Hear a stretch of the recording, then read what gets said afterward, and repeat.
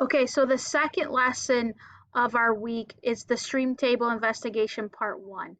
So during this lesson, we're just looking at stream tables again with erosion and deposition, but we're going to add a variable to our investigation. This activity, we are going to use a slope. So we're going to put the stream table on a slope to wooden angles, and that will cause the stream table to rise again on a slope. So we have our normal plan of attack. This is something I go over with the students at the start of the lesson, just kind of talks about where we're headed. Then we have our quick review as always, and this time with the vocabulary, we added a new word, which is slope. And again, we're just using the definition of a slanted ground, keeping it very simple for the students to understand. So they'll see the slope on this week with the stream table that we have set up for the investigation. So our focus question is, how does slope affect erosion and deposition? There is a time where the students will make a prediction what what they think what will happen. So we do have a little pause there for the kids to make a prediction, trying to increase some engagement while they're watching it in your classroom or at home. Then we get into the stream table setup. Just like the previous lesson with the stream table, Miss Blood will create the model using the land and the clay.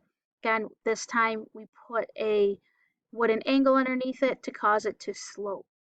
What is different besides the slope for this investigation is we use a red water. So we just put some food coloring in the water to hopefully help the students see the water moving throughout the stream table investigation.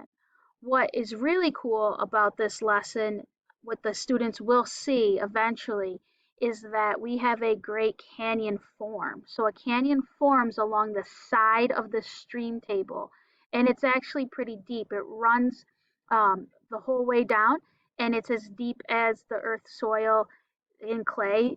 And that was excellent to see. Not gonna lie, I got a little excited when I saw that. That's the science kid in me coming through. But hopefully the students can see that and they have a real life visualization of what a canyon looks like and how erosion can cause those canyons to happen. They're also going to notice how deposition occurs, and again, we'll have the smaller particles will end up towards the bottom, and those heavier pieces will fall out towards the top, just to reinforce those concepts that we've already. So after that happens, we then chart our data. So we have a different chart this week. It's the control, which was flat on the table, and then we have that condition of the slope of the variable. So where this lesson ends, we are wrapping up this data, and we're doing that. We're just creating the chart and how everything looks. So that's what we're working on when this lesson ends. And then next week, we will just pick up where this lesson ends, where we'll continue looking at the data, ask some questions to the students. We will review vocabulary, we'll look at the photos, and we'll just keep moving forward. So that is our lesson for stream investigations using a slope. I'm going to put in a slide that has my contact information. So if you guys need anything, feel free to always reach out. Thank you.